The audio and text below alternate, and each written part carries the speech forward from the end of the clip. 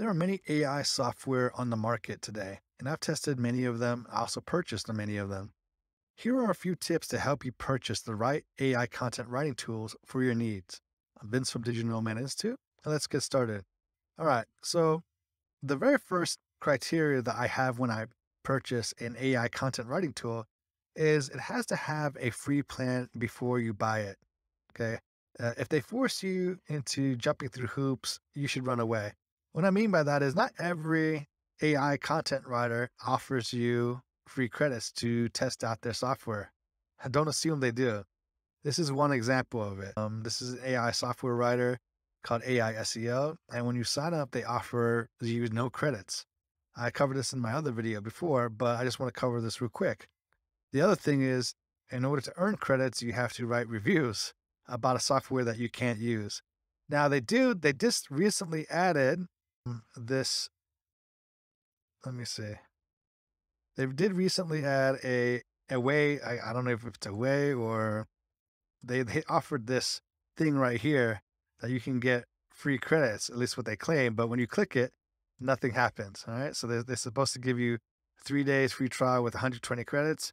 And so if you see this situation within any, not just this AI SEO or any AI writer, just run away because why would you purchase something that you're not allowed to try? I mean, that's a big red flag right there. I'm just using this as an example, but there's others as well.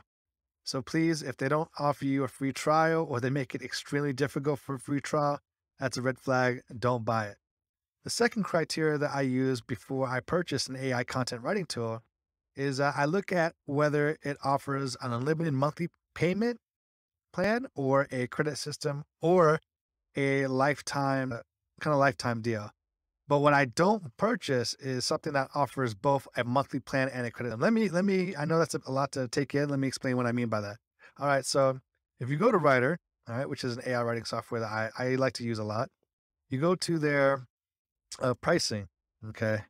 They have an unlimited plan. Let me see how much it is.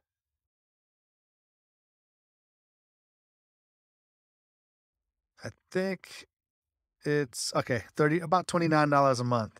All right. $29 a month, you get an unlimited plan. That's fair enough. Okay. That's a decent deal that you might want to consider. So it has a monthly plan, but it's unlimited. Keep that in mind. That's what you're looking for. Now, if you're looking at another AI tool called Jasper, it also has a monthly plan and it can go up to 99 or more, but it has a credit-based system. So you are limited to 100,000 words and you have to pay a monthly plan. See, the reason why I avoid these AI writing tools is because you kind of lose twice, right? Once, because you're already stuck in a monthly plan. Two, you get stuck again with a credit-based system. If it's a credit-based system, they shouldn't have a monthly plan. You should be able to just buy credits and use as needed, and no monthly plan. They shouldn't force you to pay every single month, right? And if it's a monthly plan, it should be unlimited, but it shouldn't be both a monthly plan and a credit system because that's the worst kind of deal you possibly can get. All right. So you want to keep that in mind. And then the next deal I like to look for is lifetime deals, but those are hit or miss. All right. All right. So that's what I mean. Stick to a monthly plan that has an unlimited, right? Where is it? Pricing has an unlimited feature. So you can have unlimited publications or a credit-based system, but not both a monthly and a credit-based system. All right. Now that I hit that home, the third criteria I like to look for when I'm purchasing an AI content writing tool is that it must have a method to refund your money. Okay. So if not, you run away. All right. What I mean by that is they should have somewhere listed, you can get a refund on your money. And on top of that, you should do your due diligence and whether, like maybe do a quick Google search and see whether this company actually honors their refund policy. You might be surprised, but there's a few AI content writing tools that I weren't able to find a refund policy for, so I didn't pull the trigger and make a purchase. The fourth criteria I use when making a purchase on an AI content writing tool is that it has to have a high unique score when it comes down to its writing output. and it has to have a high readability. What I like to use for this is Grammarly Checker Premium. Okay. And if you don't have this tool, you can go ahead, you can save your time and money. A grammar check. I've checked it with Grammarly Premium, and I've done this test on popular AI writers. So you can go ahead and check my other videos for that. But I'll show you real quick what I do. So if I purchase something and I'm using a free trial or I got a refund, easy refund is I put some output real quick. I copy it. I go to Grammarly Premium. Okay, so I go to Grammarly Premium and then I post it in here. Now it has to be premium because otherwise you will not be able to check for you won't be able to check for plagiarism. All right, so it has a 92 overall score, and it has 2 alerts. Clarity is clear, engagement is very engaging, and delivery is just right. Style guide is very good. Now this is the important one: plagiarism. Okay, so it's 100% original. That's the important thing because I'm not sure. Maybe some of you may or may not be aware of this, but the technology before AI writing tools was the famous article spinners, and they were atrocious. Like you would put text and it would basically substitute one word for another to try to make it unique, but it was so unreadable. And if it was unique, it was really unreadable. It was basically fighting two things. It was either if it was unique, it was unreadable, and if it was readable, it wasn't really unique. But with AI writing tools, that changes the game. However, you still have to test the software out to make sure that you have a high readability. You also read it yourself as well as plagiarism check. So the tool I like to use is also, oddly enough, is also another AI grammar checking tool, which is Grammarly. I'll leave a link in the description below for you to try it out for free. But it's an amazing software. If you're using AI too, I highly recommend you sign up at least for Grammarly to augment or to test your output, your AI writing output. And then the last option is it really should be, the last criteria, the 5th criteria is it should be easy to navigate and offer many different templates, not just a one-trick pony. What I mean by this AI framework, and bashing it, but it is essentially a one-trick pony. When I reviewed it, it was only mainly made for long form, and it lists it here, long form blog post. Okay, so that's pretty much mostly all you can do, versus other AI tools. Oops, let me get out of this, such as Jasper or Writer or Closes Copy. Tools can do many, many different things. And that's what you want because you don't want to be stuck with, just having to buy a separate AI for each. This right here does quite a bit, right?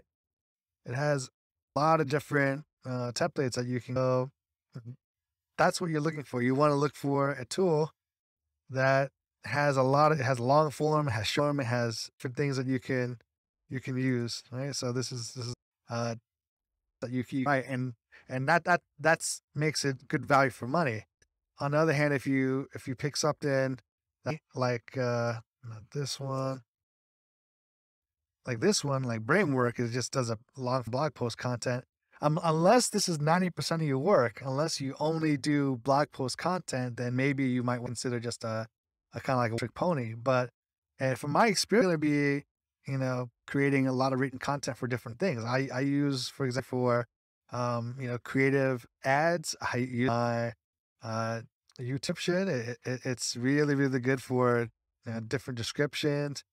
It's good for summaries. It can turn bullet point graphs. It does a lot of different things, and I use it for because I'm kind of lazy when it comes to writing, but I'm good with my ideas, so I like to use it for that purpose. And if I had Brainwork, I would have to also purchase another tool for what I do, and it wouldn't be worth it. So real quick, let me review the criterias for what I use before I make the purchase of an AI content writing tool.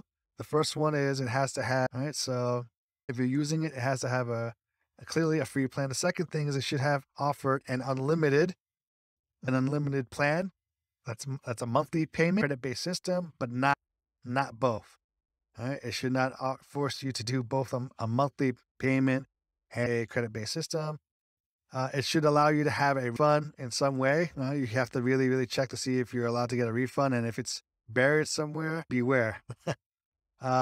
Lastly, The other criteria is it should have an overall readability, and it should have it should be unique.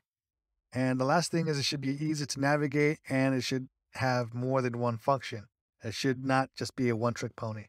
So if all of those criteria match, I typically buy it. And then at least I try it out for a while, and I test out different outputs using Grammarly. And I also test it out for what I'm intending to use it on. And then from there, I go ahead and either keep it or I refund it. So that's how I make my criteria. And what works for me, I share, and what doesn't work, I also share, so that you don't waste your time. I know some people might not like my reviews when especially if it's negative about an AI content writing tool. But if you're if you're going to spend money and you want to make sure that you're not going to be taking, and you want to make sure that when you logged in, all right, you get credits for it. You can try it out. Don't make you jump through all these different hoops and force you to write a review on something that you haven't even gotten a chance to test. And then when say things like, "Oh yeah, we'll give you free credits," their free credit system, nothing shows up. You have to question the integrity of the software or the company. If they can't keep the small promises, what makes you think they could keep the big ones? I might be a stickler or I might be old fashioned when it comes to that, but those are red flags I see. I hope this video was helpful. And if it was, could you please hit that like button, as it would mean the world to me. Thank you so much for watching, and I will see you in the next video.